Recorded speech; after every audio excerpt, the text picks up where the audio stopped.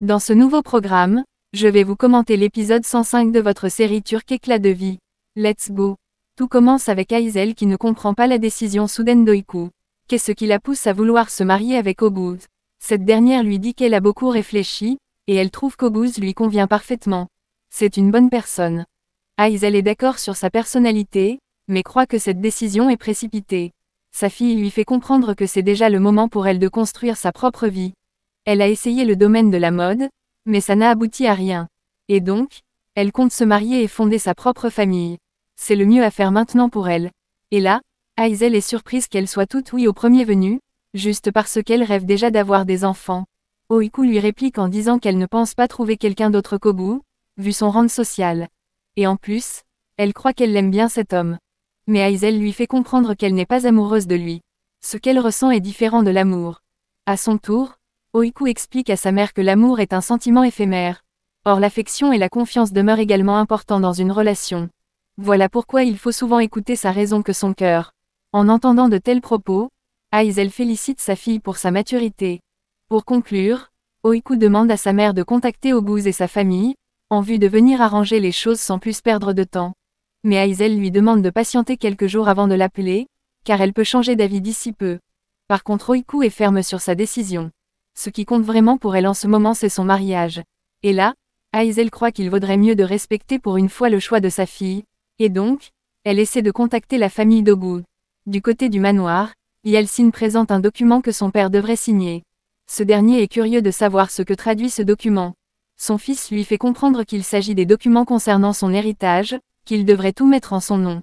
Et là, Femi lui dit avec colère qu'il ne fera jamais une chose pareille tant qu'il est encore en vie, car il a 2 enfants. Mais Yeltsin lui dit clairement qu'il avait 2. Mais son frère Mustapha est mort. Et donc, il est son seul fils actuellement. À son tour, Femi le menace d'arrêter ses stupidités, car on pourrait l'entendre. Mais Yeltsin est curieux de savoir ce qu'il va faire d'autre, en dehors de l'envoyer rejoindre son frère dans l'autre monde. Vu son tempérament, Femi a honte de son fils. Car il voudrait l'envoyer dans la tombe et rester avec toute cette richesse seul. Mais qu'il n'espère rien, car il a déjà préparé son testament. Et dessus, il est mentionné que la fortune sera partagée entre lui et Djinar. Et là, Yeltsin éclate de rire. Puis, il dit à son père qu'il ne pense pas que Djinar accepterait de consommer la fortune venant d'un assassin comme Femi. Ce dernier ne tolère plus d'entendre de telles paroles, et agresse Yeltsin. Il le serre fort en lui disant de ne rien dire à Djinar. Ce dernier ne parvient plus à respirer. Femi est furieux contre lui, et le met en garde si jamais il ouvre son clapet pour dire quoi que ce soit. S'il ose, il lui paiera très cher. Pour finir, il ne veut plus le revoir par ici. Mais Yeltsin lui dit que cette conversation n'est pas encore terminée. De son côté, Denise retrouve Tekin, et lui dit qu'elle a tout entendu. Mais Tekin lui dit qu'elle a du mal entendre. Il ne fera jamais du mal à Djinar. Denise répète qu'elle a tout entendu. Et il s'avère qu'il soit en train de se moquer de Djinar. Et là, Tekin lui demande de ne pas parler ainsi, car Djinar est de sa famille. C'est son neveu. Il ne lui ferait jamais aucun mal. À son tour, Denise lui fait comprendre que Djinar ne peut pas être de sa famille. Les gens n'utilisent pas les membres de leur famille comme pions de leur vengeance. Ce n'est pas digne de mentir à sa famille comme il le fait, il l'utilise juste à ses fins. Du coup, il doit rester loin de Djinar. De son côté, Tekin lui dit que ce n'est pas à elle de décider cela. Pour sa gouverne, personne ne peut se mettre entre lui et son neveu. Même pas elle. Et là, Denise lui dit qu'elle ne le laissera jamais faire du mal à Djinar en aucun cas. Tekin réplique qu'il finira par entrer en contact avec son neveu, même sans son aide. Il lui dira toute la vérité d'ici peu. Mais Denise lui dit clairement que Djinar n'acceptera jamais quoi que ce soit venant de lui. Peu importe ce qu'il dira, Djinar ne le croira jamais. Et désormais que les choses soient bien claires. Elle ne veut plus jamais être mêlée à ces sales boulots. C'est terminé maintenant. Puis Denise s'en va, en coupant tous les ponts avec Tekin. Du côté des Yilmaz, Oiku a de la visite. Et c'est Selma, qui lui demande ce qu'elle a fait, avec un ton élevé. Oiku ne comprend pas de quoi elle parle. Cette dernière lui demande si c'est vrai qu'elle veut se fiancer avec Oguz. Oiku confirme la nouvelle, et lui dit d'ailleurs qu'elle devrait la féliciter. Mais Selma trouve son raisonnement stupide. Oiku devient nerveux, et lui demande ce qu'elle a fait concrètement. Et là, Selma lui demande pourquoi elle cherche à épouser quelqu'un d'autre, et pourtant elle est amoureuse de Mert.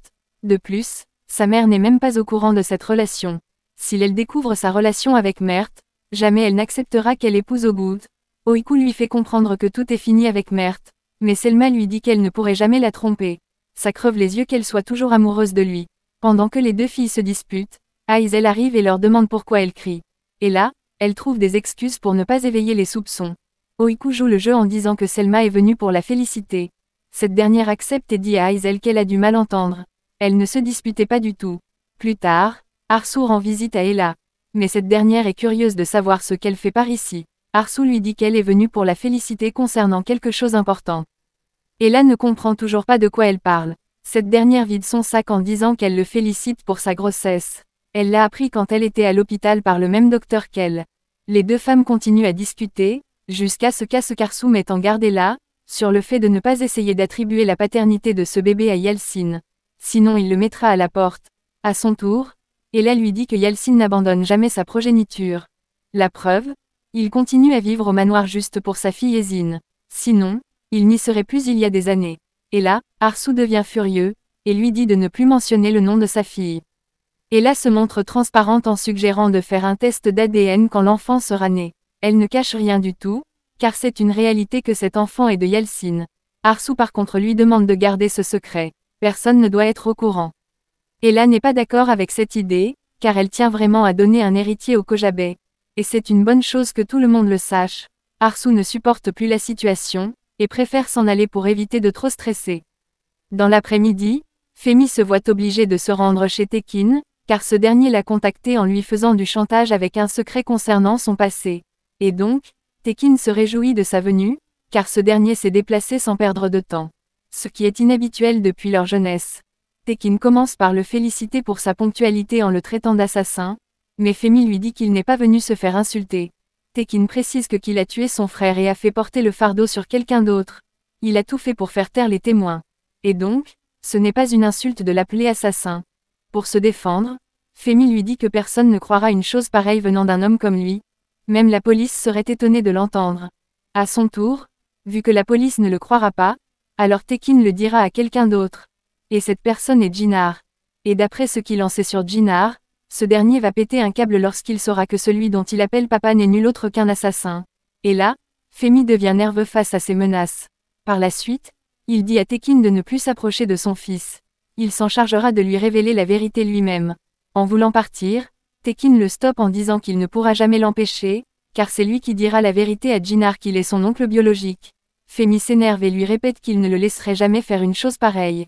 Mais Tekin est curieux de savoir comment il va s'y prendre pour l'empêcher.